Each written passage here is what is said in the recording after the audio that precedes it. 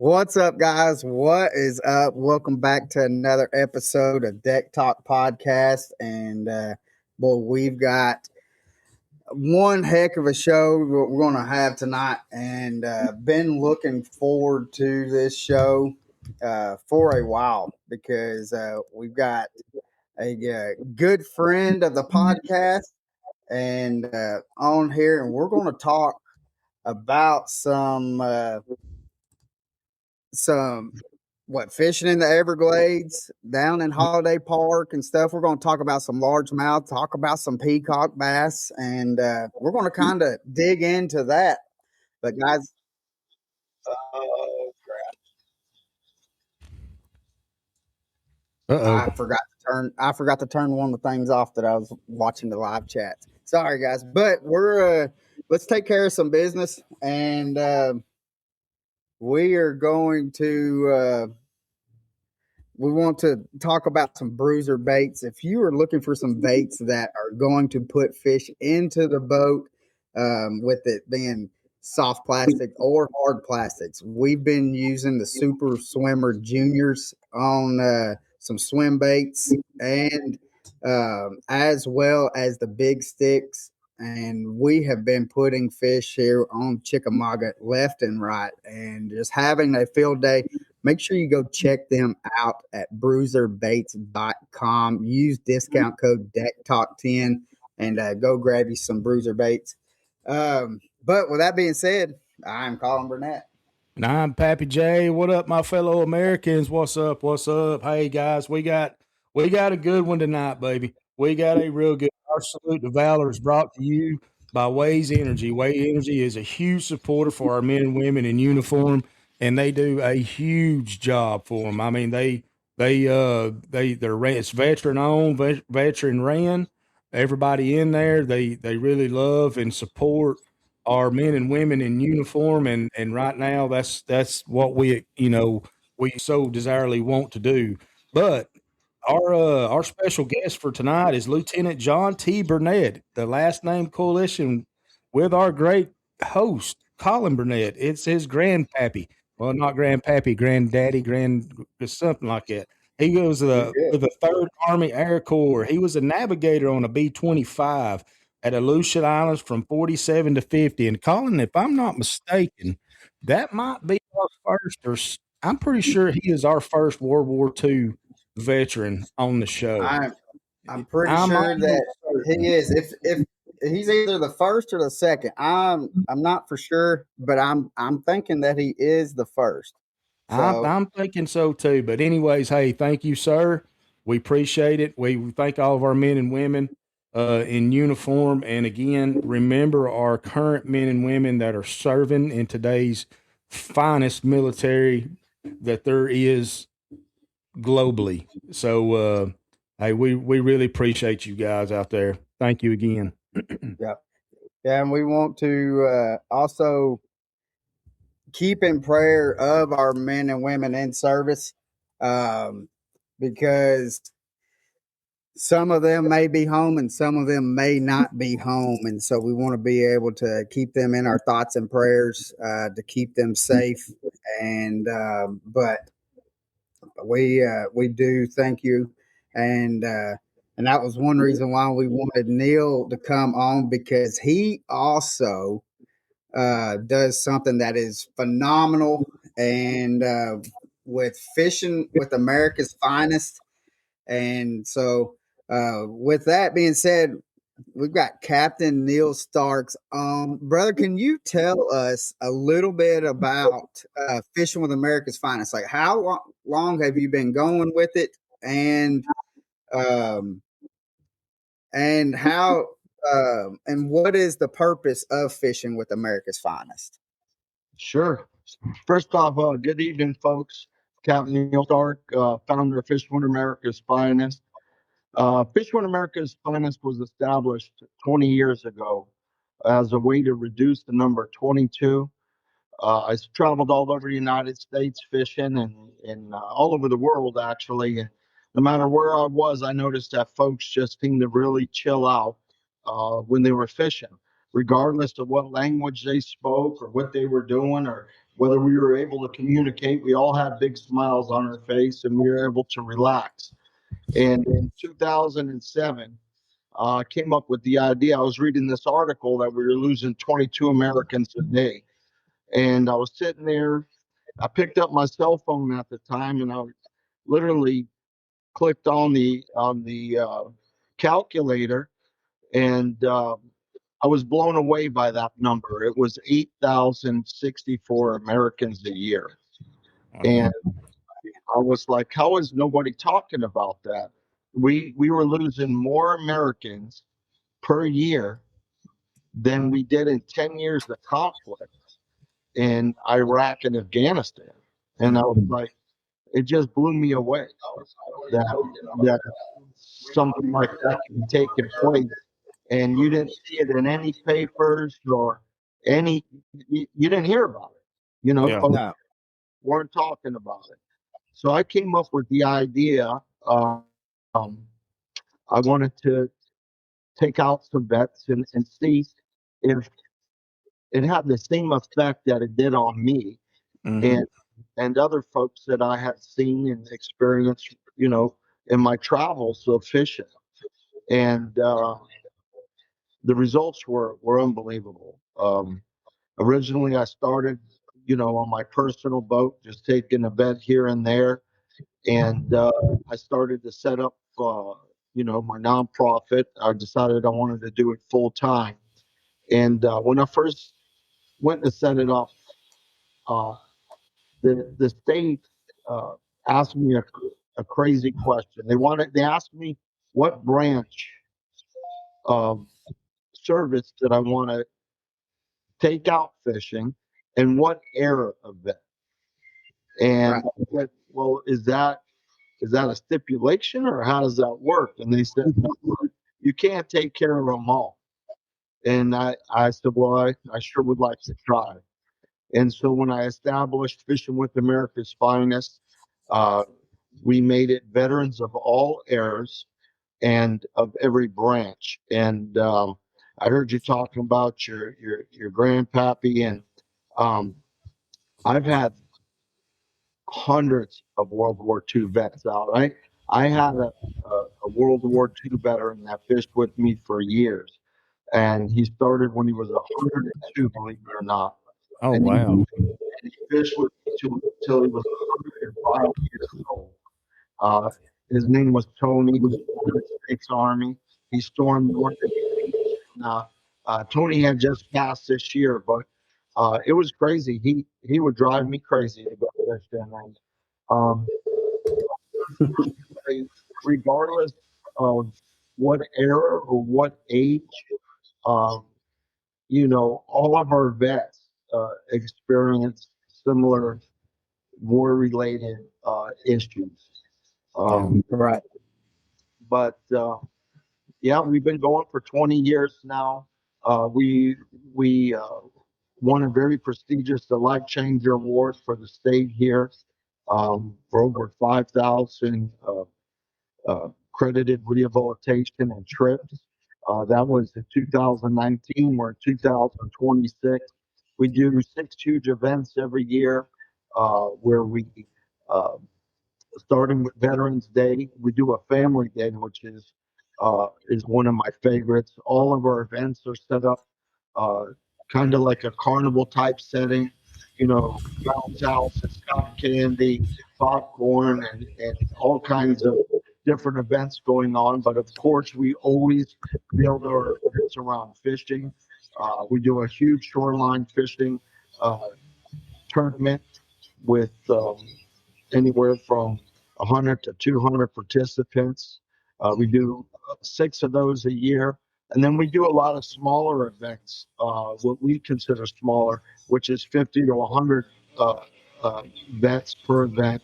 Uh, been I've worked with Bass Pro as their pro staff and an educator for 20 years, and uh, I have the honor of fishing in uh, Dania, Florida. There's a Bass Pro and there's an IGFA, and there's a lake between the two of them, and they let us utilize that. And we do some really awesome events there as well. And then we do our weekly events where that's where we do more of our personal stuff. We usually will work with anywhere from 3 to 6 vets at a time. And then we also do a one-on-one type of deal where um, we have vets that um, need that type of attention. Now, over the past 20 years that you've been taking our heroes out, our vets and stuff, what is what's the one thing that you've noticed that really kind of stands out? I guess really easing their mind, I guess, would probably be one of them, maybe. Well, that's a great question, uh, Pappy. I've had the vets actually talk about it themselves. Yeah. They're not in a room. They're Mhm. not, they're not in a little room, gray room. Nobody's sitting there behind a desk with a computer typing on it as they talk. Um, we're out in nature, Mhm.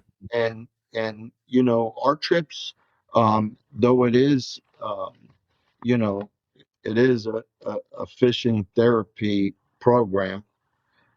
It's not sold as that. We talk about, hey, we're going fishing, Right. and it's out in a fishing environment in the peaceful setting of the Florida Everglades. There's beautiful plant life and wildlife, and it's in that setting that we start fishing and we start talking. Yeah. Nobody's probed. We just start talking, and I call it opening the window. Um, I feel like God has blessed me with the ability to be able to communicate. He's given me different types of things to say. I'll often say, uh, are you married? And a lot of times, they say, yeah, I'm married, but right now, you know, things ain't going too good because um, for folks that haven't served, and if you don't know, um, usually the time between combat and civilization when they come back, the reentry period is only a few weeks. Yeah. Um, they count your fingers and they count everything and give you a little check over. And if you're in good health, you're back into society. So in a 2 weeks ago, you're in a battlefield, and 2 weeks later, moms want you to pick the kids up from soccer or what have you. And for a lot of our men and women, that's a really hard transition. And that's where the deck of our boats come in. We use that deck to help our U.S. veterans to transition. Um, a lot of times they get home and it's really hard for them to communicate with their family members, their spouses, and this goes for both men and women. And Mhm. um, like I was saying, hey, are you married? And this, yeah, but things ain't going too good. And um, I'll say, yeah, I get that. I was married, and marriage is a lot like fishing. And I don't Oh. say another word. It usually takes about 30 seconds or so. And they say, hey, Cap, that's the weirdest analogy I ever heard. You know, how is it Mhm. like marriage? And I Yeah. said, well, some days you can go out and everything's perfect. Every cast you're catching a fish. The next day you could do the same thing you did the day before, and it just ain't working. You know, You got that right. Yeah. do you go? I tell them, but do you go back and get rid of all your rods and reels and sell your boat? No. Mhm. You get out there another day and you keep casting, and before you know it, you got a good day going. And Yeah. I can't tell you how many vets have called and said, went home and I called the missus and we talked about it. We decided we're just going to keep casting. Yeah. Well, that's a perfect analogy of that as well. The marrying the fishing and the marriage, because I tell you, Captain, when I got back, my transition wasn't smooth. I mean, I thought it was, but it really wasn't. I mean, the chaos in the military, there's a lot of chaos going on. But then when you've been in a zone for 12 months, and then you have to come back to captivity, and yeah, I guess go through life, from a very high stressful event that you've dealt with to back to this. It took me a while to transition back into being a husband, a dad, and so on and so forth, a civilian. It wasn't the smoothest for me, and I had a hard time, fishing and so on and so forth. and so I It wasn't as y- y- smooth for me. I don't know it, Being and married, it's I just had a hard you time see a with lot of fishing people and so on and so forth. that you see a lot of people that a lot of soldiers they never transition, and it's so sad, man, because it. I don't know if it's not the lack of trying or anything like that. It's just that mental part of it that just really weighs in on them. Do I miss it? Absolutely. Just the camaraderie of being with my buddies and stuff like that. But I mean, I also missed home too. But life is hard. Life is truly hard, and but it's I don't. It's so weird, man. I mean, I know you understand what I'm saying, and it's kind of hard for me to spit it out. But these guys, these men and women, it's a struggle to adapt back to life. I guess is what I'm trying to say in a nutshell. You're you're And you're on your highest defenses. You're constantly looking around. You're mhm, you're watching everybody. Uh, you're everything is very strict and tight. Um, and then for a lot of folks, unfortunately, folks that they went through boot camp with and they became best friends with, and each of you always look forward to seeing each other. Do I Um, miss it? you, you lose those folks, yeah, and that weighs heavy on them. Can y'all hear me now? Yeah, Okay, okay. Sorry, I don't know what happened. I kind of lost everything. So, you but good? go ahead. Me and Cap's just been talking. Right, that's that's why I have you on. So, Yeah, yeah, we just been talking.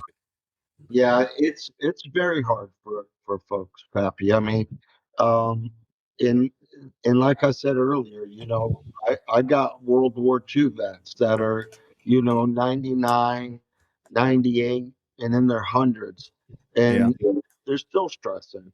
This past week, I had some Vietnam vets that I took out that it's unfortunately something, and folks need to know that it just doesn't leave. It doesn't leave. And for some, the things they've experienced haunt them. You hmm know, so it's a very hard transition. But that being said, I found this this little niche, this blessing um, of fishing. Believe it or not, Um, it's unbelievable to get our veterans out where and you're going to be able to relate to this, where there's no horns, there's no loud, sounds, and just, while we're out there, I always say, hey, you hear that? And they go, what? yeah, yeah. you know, Exactly. What? and that's it. Yeah. The birds chirping, man, and the wind blowing through the trees and all. It's just hmm magical, you Yeah. know. Um, and it just really brings our people, to a place where they kind of can work through some of these demons and find themselves. Oh yeah, absolutely. And I also do a lot of hunting as well, and through fishing and through hunting, I that's when I really kind of connect and release and just get back to where I guess life, it being out and doing stuff like that really helps. I mean, it truly helps. Not just veterans, it can help anybody with any kind of stuff that's going on. But man, our veterans, they've been through it, and it definitely works. So, on that being said, what is your best PB veteran that has, or I guess, what's been the PB on your boat or any of your boats from a vet? It was a 9.8 largie on Lake Okeechobee. Um, I entered two vets. They let me basically guide them. I didn't fish. They fished. Um, but we entered a tournament on Lake Okeechobee. It was a Bass Pro event, and Roland Martin actually was fishing in that event. And Oh yeah, for the longest time, that record stood in that event. It was the 9.8.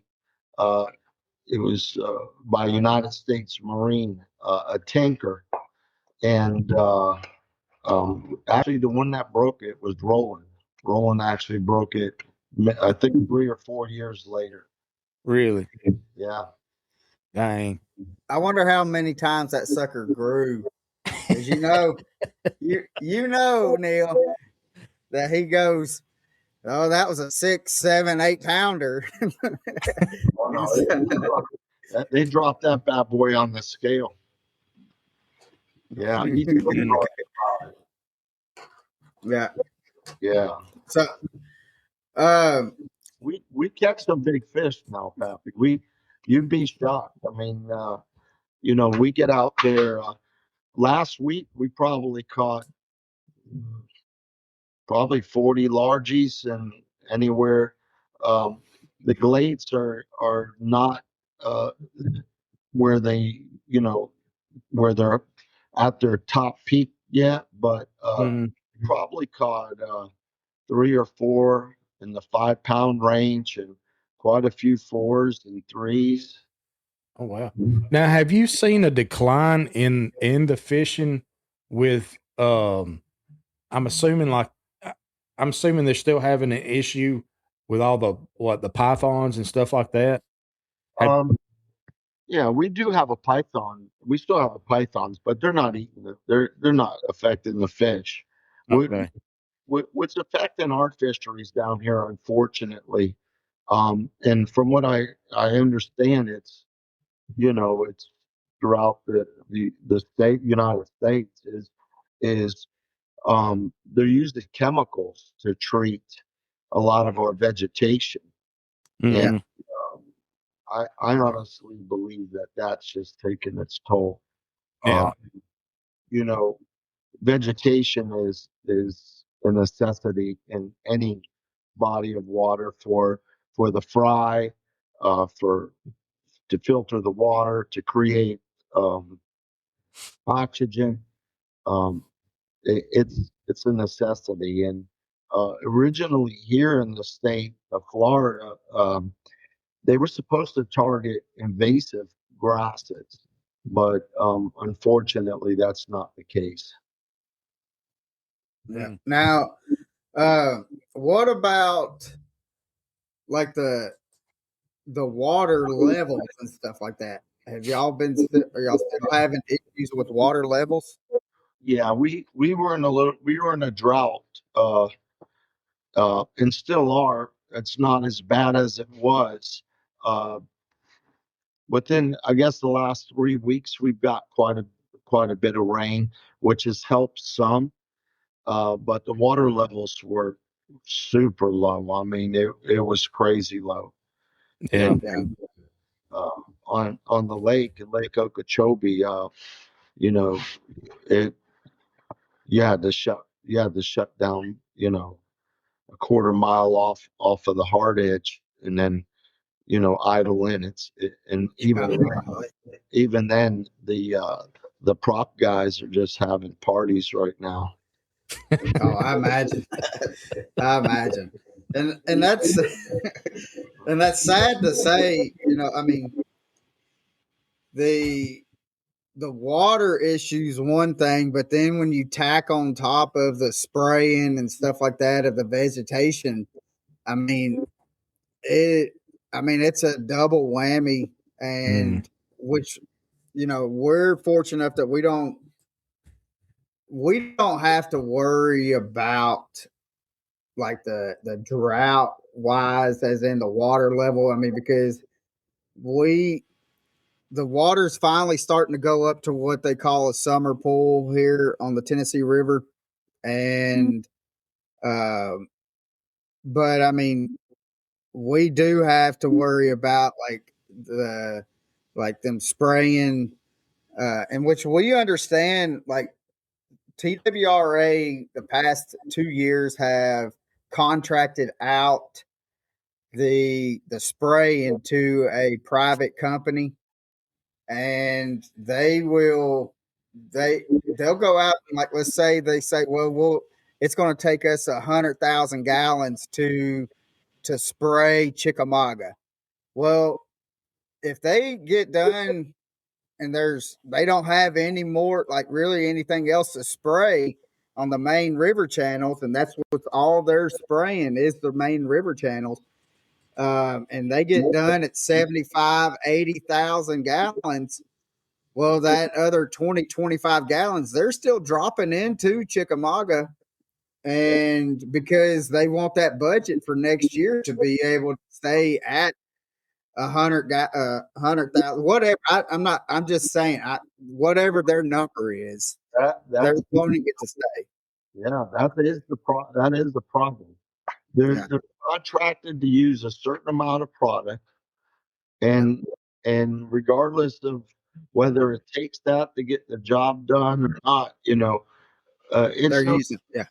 from a guy painting your house. He tells you, hey, you need 10 gallons, and you painted it in 5. Um, Somewhere 5 gallons is going. It's Right. Yeah. Yeah. it ain't on your house, but it's going somewhere. Yeah. Yeah. Well, see, but then, like, our main issues up here, Neil, is not really like the TWRA with the main river channels. That is an issue, but we understand it's navigable body water, and so they've got to make sure that the barges and everything can get through, which, so that's understandable. But our main issue is like in the back of these sloughs and in these pockets, so where the homeowners that have uh, lakefront property think that they have the right to privately contract somebody out and come into their pocket or slough and spray in the back of there. And what they don't realize is whatever they dump into that pocket or slough, it's going to, I mean, the current's going right into the main river channel. So that's being thrown on top of whatever TWRA is having contracted out. That's crazy. And it's just, and it's not, I mean, what's going to happen is we're going to have no place for these bait fish to go. And Okeechobee, I think Okeechobee's probably been the biggest factor that everybody knows the lake and knows the, like, how much grass and stuff used to be on Okeechobee. And when you see Okeechobee now, and it's really sparse. So I think that, I mean, that's one lake that people can understand with, especially if they've been out on Okeechobee. Yeah, I just saw. I think it was Wheeler. I don't remember who it was, but they were talking about the weights in all the tournaments, and how how they've dropped. I mean, it's here in South Florida, Lake Okeechobee. I mean that was one of the premier lakes for the FLW and uh, to visit. I mean, and you would Right. I remember back in the days, uh, there were 14 pounders caught and 12 pounders and 10 pounders and now if you get a 10, that's an amazing, well, it always Yeah. an amazing but size fish. But Well, it's more of a feat now to catch that. I mean, but and one thing I don't understand is, look at Gunnersville. Gunnersville is known to have all the grass and stuff like that. And Gunnersville is one of the top bass lakes in the United States right now. Yeah. And I think I don't want to say that they do not spray because I don't know if they spray. I know that I had seen a video here last year to where they had that machine that, or like a boat that goes over the flats and pulls it up. NASCAR, that's what they Yeah. need to start doing. And so that's what, I mean, that's what they done on Gunnersville. But I mean, I think they need to look and see what Texas is doing in their fisheries because Texas is becoming one of the states that, that people want to go to because it is maintaining the bigger fish right now. Yeah. And they're Florida string bass. Right. Unfortunately, if you look at the Florida string bass, whether it's Texas, California, and even Japan, look at Japan. Japan's grown Florida string largemouth into the upper 20s. It's just Wow. crazy that uh, our the folks that run our fisheries don't do a better job at managing uh, Yeah. our That's fisheries. crazy. It, Well, it, it would be crazy if they did. yeah. Well, Yeah. and Jerry Brusso said 9 years ago, spray budget was under 2 million. Last year it was 41 million, and I'd say that's just in Florida, if I'm correct. Wouldn't what you would think, Neil?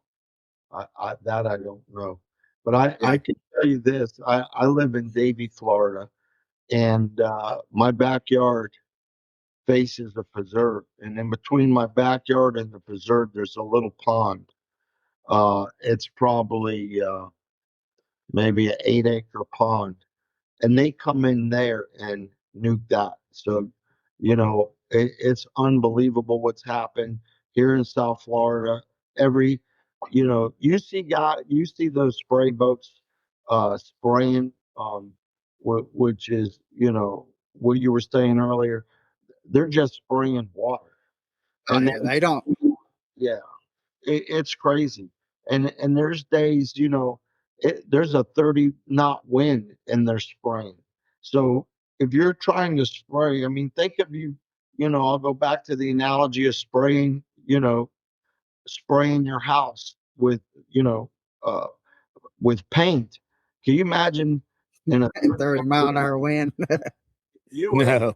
Yeah. a neighbor would have the same color house, Mm. Yeah, yeah.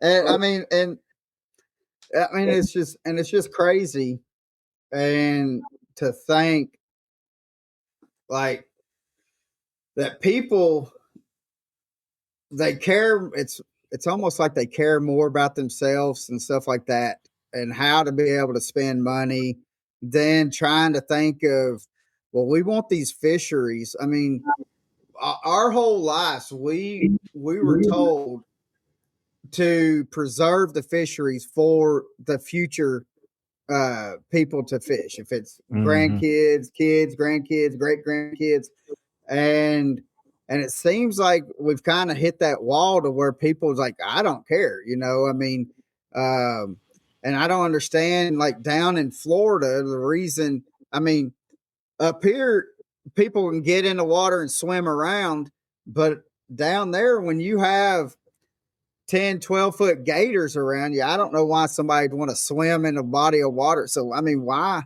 not, why just not leave it alone and just let nature have its way? And, I mean, everything's going to reproduce in itself, and you're going to be able to have, I mean, people come to Florida to go and fish, and that is a big moneymaker for down in Florida. And if they're taking that away from it, then you're going to see, with you being a guide and stuff, you're going to see the impact in it. And I mean, it's almost like, well, we want our backyard to look like it's just a clean body of water is all they care about. Yeah. And unfortunately, until all the fishermen come together, Florida used to be it is one of the fishing capitals of the world. And between licensing and revenue from tackle and boats and boat registrations and trailer registrations, until people that pay all that money start being heard, and get out there to politicians, it's something that's going to continue to happen. yeah. Now, and what's sad is, for the longest time, like Okeechobee was considered the best bass fishing lake in the United States, if not in the world.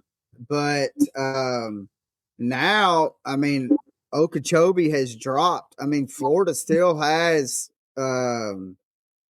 what Escapogas has now moved up on the list in the top 10. And then I think, what was it? The Harris Chains or something like that has popped up as one of the top bass fishing destinations. And but it's sad to see the iconic Okeechobee not be to hold its place, just because of all the stuff that's going on, and with the spraying, and which we're good friends with the traveling fisherman, and like his wife is a traveling nurse, and so during the wintertime they come down to Florida, and that's their home base. And I was talking to him, and the one of the ponds and stuff that he would go and fish, I mean, it is practically no more worth of like to even fish in it, because everything has been sprayed and killed in that little body of water. That's so sad. But listen, Okeechobee's definitely taking a hit, but make no mistake, man, you can still go into Okeechobee and get your arm broke. I mean, they're still catching, it's still taking 30 plus pounds to win in Okeechobee. Um, you just uh, you just don't see the giant fish. But it is coming back. They've cut back on spraying Okeechobee, and they planted. You see a lot of new grass popping up, and they've even done some grass planting on Okeechobee. And here in the Everglades, they're doing this huge Everglades restoration. I'm waiting to see how that all plays out, but um, hopefully things are put in place to correct some of the issues. But Okeechobee definitely could still shine. I mean, it's not a dead lake by no means. It's Right. You still could go out there and on any given day and pass that 30-pound Right. margin on the tournament. I mean, it's still got some giants in there swimming on. Yeah. But I guess I wasn't trying to say that it's that couldn't happen. I guess my thing was, it's more of a gripe fest of they they took the top lake in the world to go and catch some big bass and turned it into something that, I mean, now you're having to go.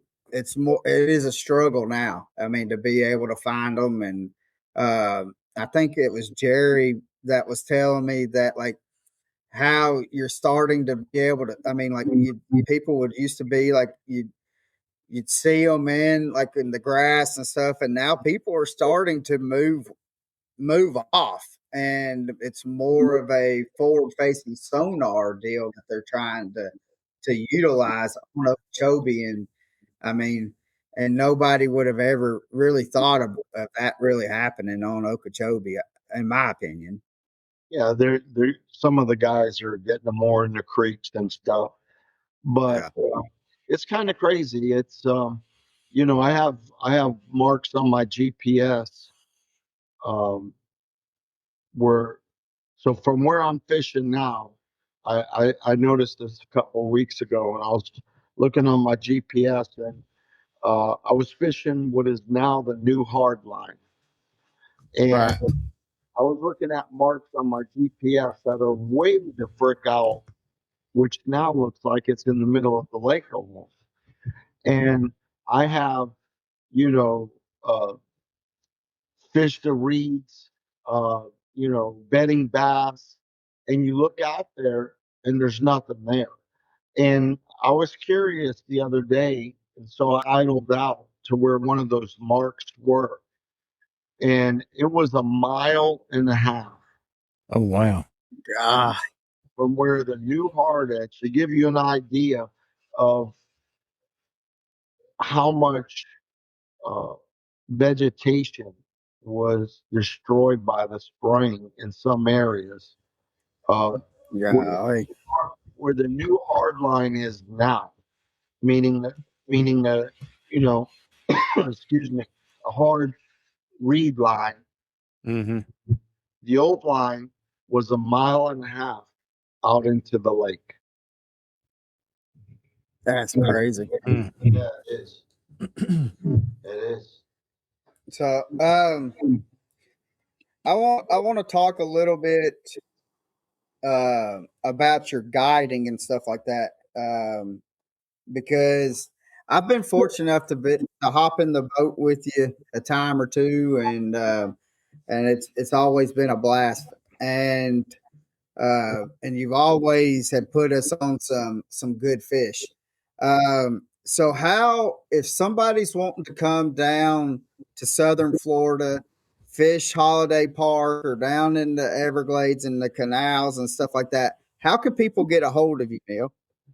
Uh, I mean, the best way is give me a call. You know, uh, my phone number is 954-822-1481. That's the best way.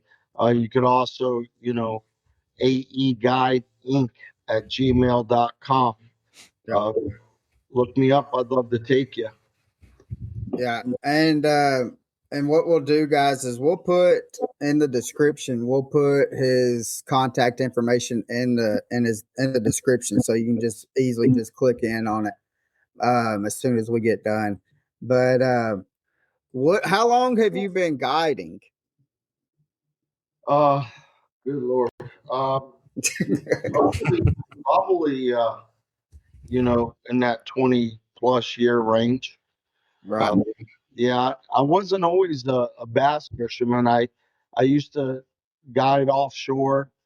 I did that for many, many years, and then I was an inshore guide uh, in the flats of Florida Bay, Flamingo, and Chuskalustki. I did that whole deal, and one day I love to explore, man. That's definitely something I really enjoy doing. And I kept pushing back into the 10,000 islands. And I would get so far back into the Everglades. I would start off in the salt water and then move in the brackish and then keep pushing back until where I could actually catch bass, redfish, and tarpon all in the same little area. And then every now and then I would push back a little further to see how far it went back. And, and that's it, it's solely turned into bass fishing. And I do love live baiting, but my favorite thing is casting. I love Right. to put on some artificials and try to trick fish into eating. And Yeah. so that's where I reside now, is in fresh water. I absolutely love it, and I've been doing that for quite a while. Yeah. But if I could, as well as folks reaching out to me for hire, if you're a wounded vet, or if you're a vet and you feel that Fishing with America's Finest could benefit you, if we could, I'd love to put that information up as well. Feel Yeah. free to reach out to us. Um, if you are a veteran and you'd like to take advantage of the program, everything is covered for you from A to Z. Your lunch, your drinks, all your tackle, everything you would need to have a great time. All you need to do is make it down here to South Florida. Yeah. And we're working on something as Deck Talk podcast, and we're going to actually have, when we get it all figured out and the dates and everything, Captain Neal is going to come up to Chattanooga and kind of help us out with that as well, because we're wanting to be able to do the same thing, and we're just going to kind of let him do his thing on it to be able to help out. So, but we do strongly suggest, though,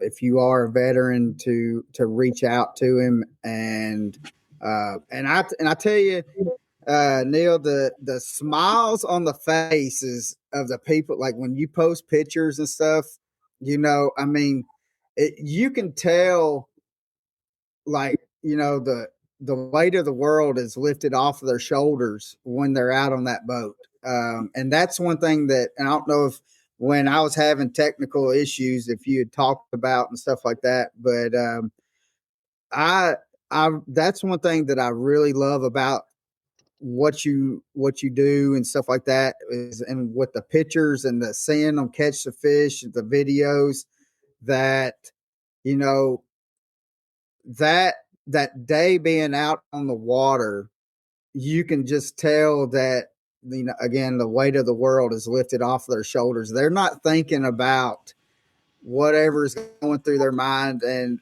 not serving or not being a veteran or anything like that. We don't know what's going through their mind. And what you do to go to help towards, like, keeping that number 22 down is very commendable. So thank you, Neal, for that. It is amazing, brother. Yeah. Thanks. It's an honor and a blessing to be able to do that. I definitely feel I was gifted with that chore, man. Yeah. I absolutely love it, and uh, I could tell you, so do our vets. I mean, it's Yeah. it's been an amazing ride, and I I've made so many amazing friends through Fishing with America's Finest. As you could imagine, getting folks out there and putting them on their PBs, and um, uh, just catching a boatload of fish, you become friends real quick. And I can imagine. yeah, and the beauty of the program is, and it's something that I never even thought about when I decided to do this, is for a lot of our vets, both male and female, going out, it's their very first time ever fishing. Really? Wow. some you're rekindling, what they used to do with their dad or their grandpa. But for a lot of vets, they've never been fishing. And what's really cool about it is because, uh, they're learning and techniques and experiencing fishing at such a unique level. It's something that they get to take with them. So for so many, I would say probably, uh, and we try to do analytics on it, and it's way up there. It's in the 6%. Uh, the vets that come through the program that have never fished before become fisher men and women. It's unbelievable, and That's amazing. it is. It's unreal. And what's Yeah. really cool is now they're able to go and they say, "Hey, honey, grab the kids. Come on. I got this cool thing we could do now." And they're fishing, and I'm always getting pictures of the fish they caught, and hey, I did this and did that, and and we do get vets from all over the United States. So I've had Right. vets come from Wisconsin and come down here to defrost and stuff and from all over the place. And so they go back home and even from Tennessee and Yeah. say, "Hey, I'm on this body of water," and they'll FaceTime me and show me around. What do you think I should do here? And what you know? So it's a really cool thing because not only uh, does the therapy work when they're coming through the program, but it's working after, and that's a really That's cool, huge. yeah, That is huge. Yeah. Yeah. cool and unique thing. Yeah. Yeah. You know, for myself, as just as a fisherman, I'm not a veteran. I've always used fishing as a way to kind of de-stress. Whenever Hmm. I get stressed out, have a bad week at work, or things wasn't going great, man, I'd jump in that boat, go with a line, and it always put me at ease. And that was one of the premises, and wondering if it would work on our American heroes, and it has. Yeah. Well, it's That is awesome. it is something to say. I mean, to one, you think that it's maybe just for that one day, but then what you're saying is, and getting those phone calls or text messages or pictures to where they're taking the experience and stuff that they've learned from you and being able to put it into play back at home and to be able to get out on that water to still, I mean, because that water therapy, it don't matter where you're at, that water therapy does wonders. And so it that is amazing. So Yeah. now I do have a question. Let's say a family comes down to South Florida, Uh-huh. and they're not into big into fishing. Do you do like little cruises or tours and stuff like that? Do you do that as well? Absolutely, absolutely. Um, So, two things with that question. One, if you're a vet and you'd like to set up a trip for yourself and you'd like your family to come, uh, they're welcome. We have uh, we have two big pontoon boats. Let me see if you could see that. We have two big pontoon boats. Let me see. There you go. Yeah. That are all rigged up, power poles and trolling motors and live wells and electronics set up just like your favorite bass boat is. And you're welcome to bring your family. Um, you can set up a trip for yourself and some of your fellow veterans. A little group if you'd like. Uh, and if you'd like to just do a tour of the Everglades, we can do that too. And I do that all the time anyway. I mean, I incorporate that into our trips. I talk about the vegetation and I point out all the different wildlife, and we talk about that. And um, you know, I just on Instagram, on FWAF Instagram, I just did a little video on the plant life and how, different plants can heal. And then I talk about how the Everglades does just that. If I could, I'll show you. You can see the pontoon boat. Let me see there. There you go. Yeah. It's also, regardless there's of any regardless of what you might need to go fishing, we can accommodate you. Okay. Yeah, and that's important too, because I know a lot of the veterans and stuff uh, may be in a wheelchair or something like that, and it's amazing how far y'all have gone to be able to accommodate everybody, to be able to, if you want the opportunity to be able to go out, y'all have figured out how to be able to get them out on the water. You, let me show you something really cool. You see this fella right here? Yes, sir. Here, there you go.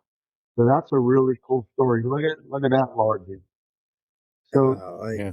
this fella reaches out to me. He's a United States veteran, United States Army, and he tells me, "Hey, Captain Neal, uh, I've been having a hard time, and I got a lot of medical issues going, and um, on my bucket list is I want to catch a big largemouth bass, and could you help me do that?" And I tell him, "Well, listen, it's fishing. We can give it a hell of a try.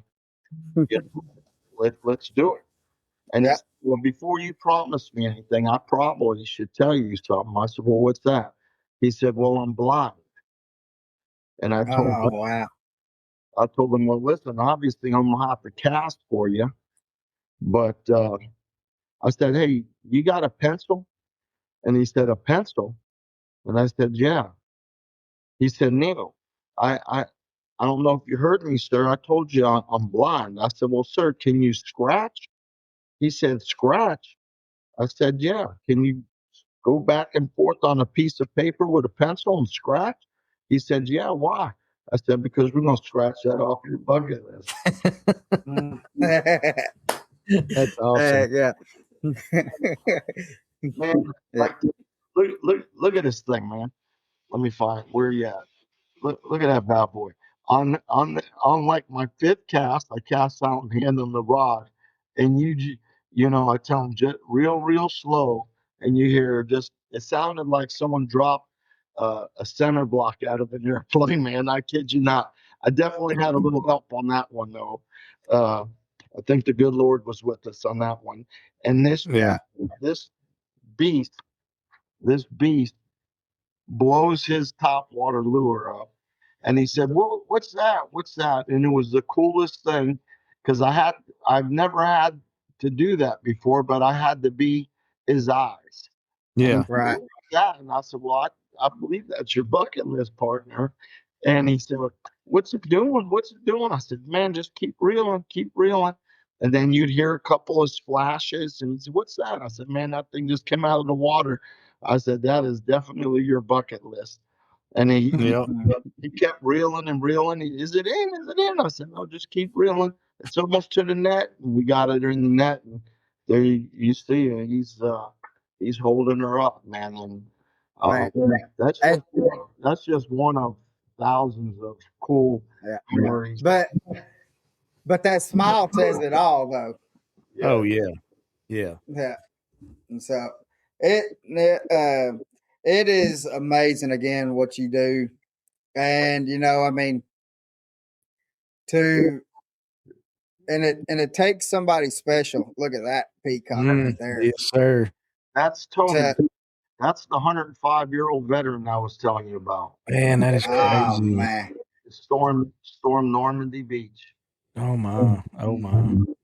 I bet the stories you got out of him was unfathomable. I mean, just remarkable. Honestly, all the stories are pretty unique and Well, yeah. yeah, Yeah.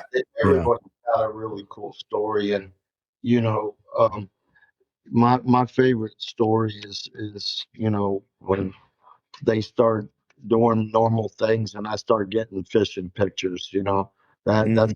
that's my favorite thing. Yeah. So Yeah. we've had you on for an hour, brother, Already. and already, That's, and but I just want to know one thing.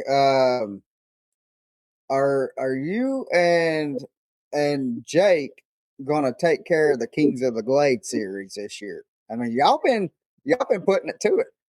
uh, yes and no, man. It's we in the beginning of the year. As you can imagine, being down here in South Florida, we typically don't do real good in the cold, man. That first tournament in January when it's in the 20s, um, we typically struggle. And Yeah, this year we did good. We did a little yeah, bit better, and we've been doing good. This last tournament was last weekend, I think it was. Um, we started off real strong, and then Jake's live wells went south, and we had by 10 o'clock we had 18 and a half pounds, and his live wells died, and so ah, did the majority of our bag. And I don't, as you know, the rules, once your fish uh pass, you can't call them out. So that was the end yeah. of that tournament. And uh, I believe we're in the top 13 right now.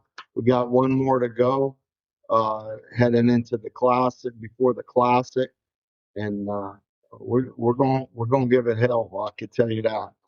I hear you. Now is and guys, if you don't know, Jake is his boy, and he is one heck of a stick himself. And if I remember correctly, like he's won like junior tournaments and he's won casting tournaments and stuff like that. And then now is he still guiding, doing the tarpon guiding? Jake does some really unique stuff on the Florida Bay, on the our bays. He Right. does snook and tarpon and some really huge tarpon. He's a unique angler in that salt water, but um, he does real good in the freshwater too. Jake was one of the youngest anglers. He won uh, for years. He won the Southern Division, and then his last year of fishing, he fished the Northern and Southern Division, won Angler of the Year in both, and then won both classics. And Mhm. and then he retired. He was the youngest angler ever to be picked up by Daiwa. Wow. I think he got picked up when he was 14 years old. Uh, Oh wow. uh, he was, you know, some of his friends were, Brett Height. Brett Height taught him, which he uses down here, which is unbelievable. The drop shot.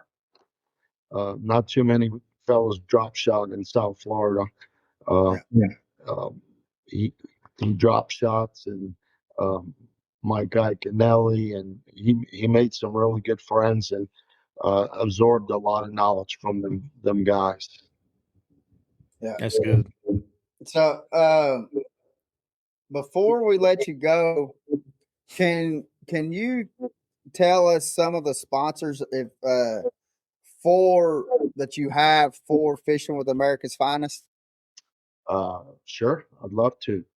Lose, Power Pole, Wiley X, Gambler Lures, uh, Bass Pro Shops is uh, one of our big ones. We love Bass Pro. Um, Good Lord, now you got me in the spot. I can't. Uh, Sorry, I just wanted to be able to give you an opportunity. yeah, I appreciate that. Right now, I can't leave any out. You're gonna get me in trouble. Um, Geez. So let me just give you a quick synopsis of what's going on down here. Uh, bass, yeah. For our pontoon boats, Yamaha, one of our favorite hard baits, Livingston lures, is a huge one. I don't know if you guys are familiar with that. Yeah. Yep. Uh, uh, the technology, EBS technology, the bait's working even when your lure's not. Uh, Right. and our all of the attire that we wear and our volunteers is hook and tackle fishing gear. Um, I suggest y'all check those out. And then um, King of the Glades, which is really a cool one, is all of the anglers. Mike Lindell, who's the tournament director of King of the Glades, every year uh, from selling the King of the Glades shirts, and he donates money to help with the vets, and he also uh, helps with real fishing for kids. Right. So that's amazing that all the guys chip in to do that. Um, and if I could, real quick, I just want to touch on the Everglades, what's going on. Um, we're in April now. Fishing is really starting to heat up. We still got some fish on beds, and we definitely gone through some our some post spawn fish swimming around, feeding up. Um, Plenty of 4 to 5 plus pounders.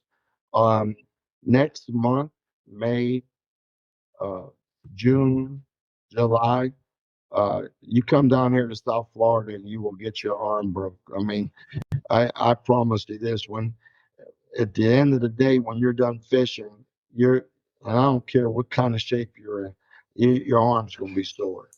Um, That's what I like to hear. Yes, sir.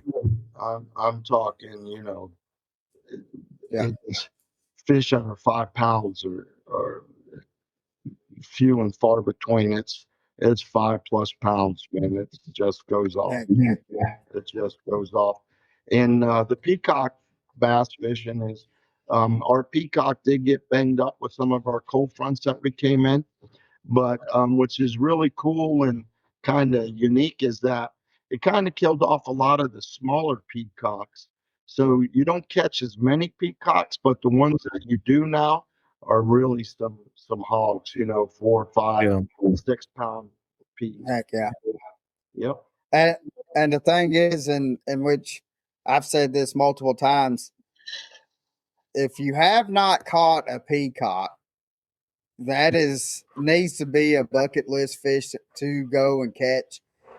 By far, for me, it is the best freshwater fighting fish that I have ever caught, and how vicious, uh, especially like when you're throwing a top water, like you know, Captain Neal said earlier, is like it sounds like somebody's just throwing a cinder block or dropping a cinder block from an airplane.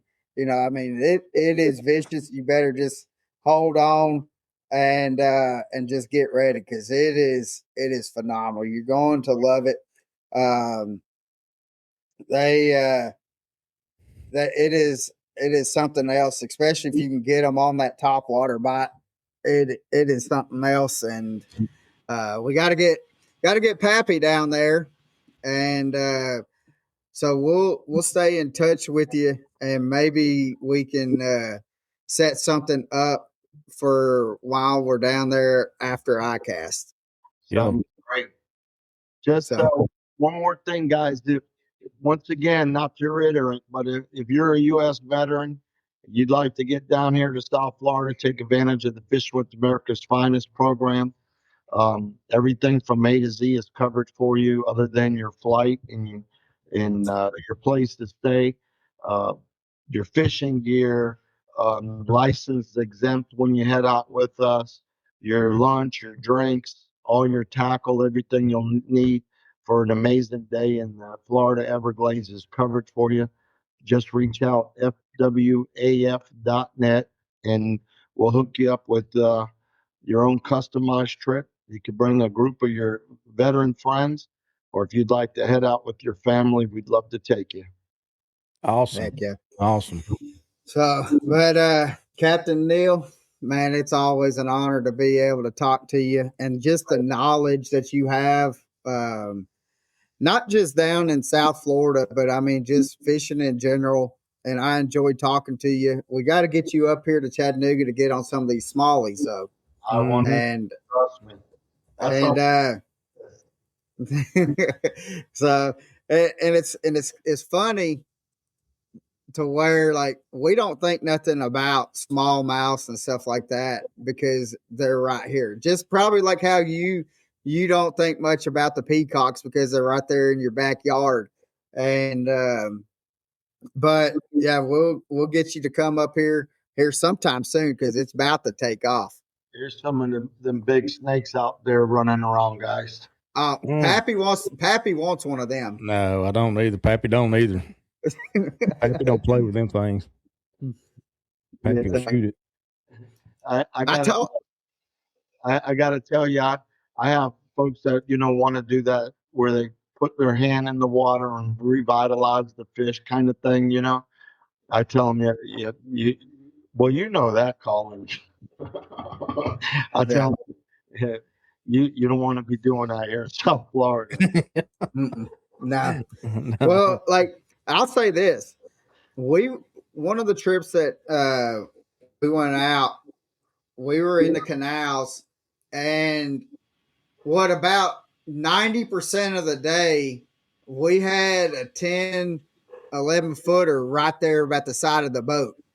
And so I was like, and I had said something to Captain Neal about it. I said, so there's just this, we're only seeing this one. And he says, that's just the one that you see. He was like, he says, if there's one, there's multiple. And we did ended up, I mean, we seen quite a few of them, especially going back to where we were at in the canals. But I know that one trip that we were on, it come a gully washer on us, and we had to go hide up underneath the I-75 bridge for about an hour or so, and then it passed through. And Pappy, what surprised the crap out of me when we got up underneath that bridge, there was two kayakers in the Everglades, and I'm like, these guys are dumb. I mean, these gators that we were seeing, especially the one that we seen 90% of the trip, was longer than the daggum kayaks that these guys are fishing in. And I'm like, and they're only like, maybe 3-4 inches off of the water. And I'm like, no, I told Captain Neal, I said, that's not for me. No. And so, but most of the times the gators don't want to mess with you. The thing that makes the gators really dangerous is folks, want to feed them. Yeah. They'll catch a brim or an invasive, and they'll pitch it to the gator. And once the gator relates food, not just people being food, but food with people, become a very dangerous alligator. Yeah. But other than that, they mostly won't mess with you. If they got little ones around, and you get too close, then you're in some trouble. But typically, they won't mess with you. It's just a big water lizard. Yeah, well, that'll bite you. Hey, yeah, well, the thing is, Pappy, when the first time, like, we had went out, and I had seen the first gator that I seen, I was like, God, and I was wanting to take pictures of the thing, and so I was at the front of the boat, and Captain Neal was in the back of the boat, and he was just kind of telling us like how to go and what's going to be the best throw and stuff, how we wanted to approach the next little bend or whatever we were at, and we had caught a couple of peacocks, and then you see like this, the gator just comes up right up close. But I'm telling you, when you see a gator come up and put its head up on the gunnel, that's for a Tennessee boy. That is something scary. Yeah, And not so, good. and I told Neil, I was like, I said, I was expecting you to start pulling that little pew pew out and just start meleeing on this thing. And he said, nah, he wasn't far enough in the boat. He said if he got a little farther up in the boat, we would have took care of him.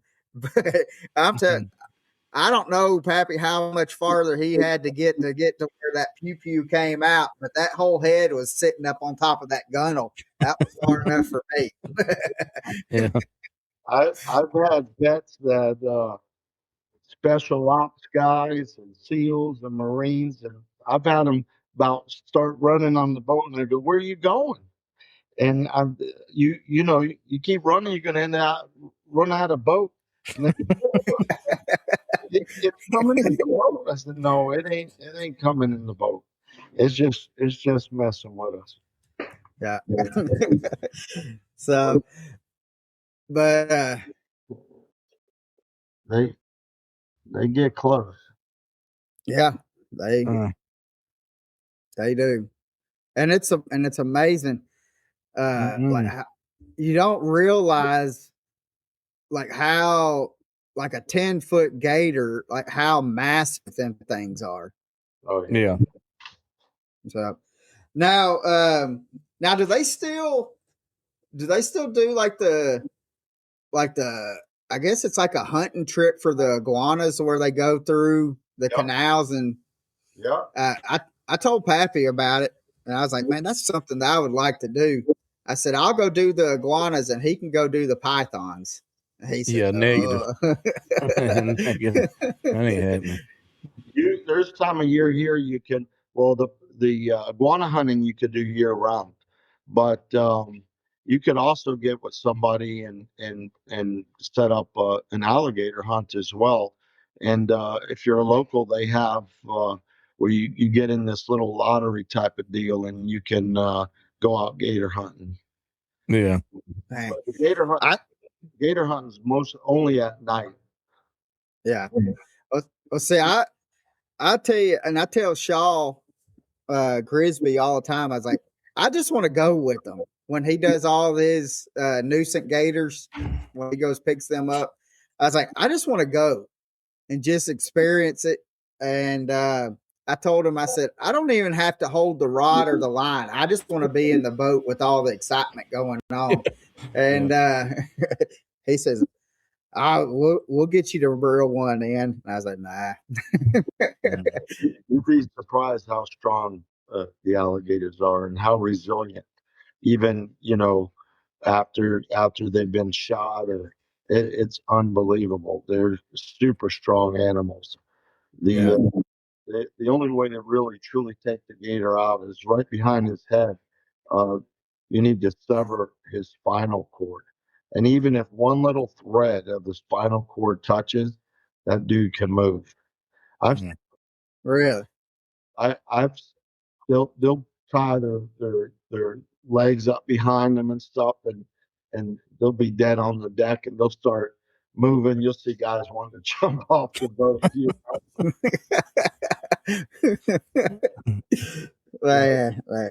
You got to make sure they're good. Yeah. So, well, we're going to wrap things up. And Captain Neal, man, we appreciate you, brother. We need to make sure we don't wait as long as what we did from this last time to now to get you to back on here. Because again, we really enjoy talking to you, and just hearing the stories is phenomenal. And we're definitely going to try to hook up with you after ICAST and maybe get Pappy a python. And yeah, so, negative. Peacock, yeah. Python, no. Oh, wrong P. It's the wrong P, yeah. Or they might be doing a lot of peeing on the other end. Right. But So, guys, next week we're going to go from Florida, South Florida, to an Alabama angler that took the collegiate by storm. And we are going to have Tucker Smith on. And guys, if you do not know who Tucker Smith is, look him up. And one heck of a fisherman, young fisherman. And but he took the collegiate, and I think he won it 3 years in a row as a collegiate angler. And now he's fishing with the Bassmasters Elites, and so we're going to have him come on and talk about the classic and his first season as an elite angler. So, but guys, we thank you so much. And if you are a veteran, make sure that you and if you want us to recognize you with a salute to valor, email Pappy at Josh Vaughn at decktalkpodcast.com, and he will get the information from you that he needs, and then we will we've got a coin that we had made, and we will send you a coin for that as well. But Pappy, we got one last question. You want to take it away, brother?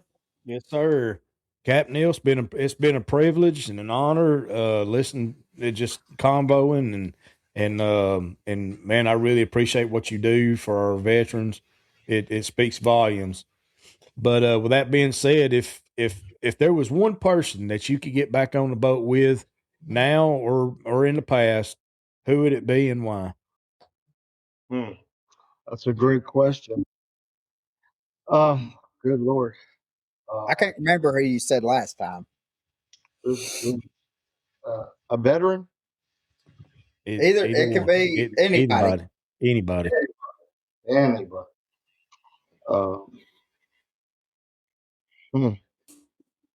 That's trying to think.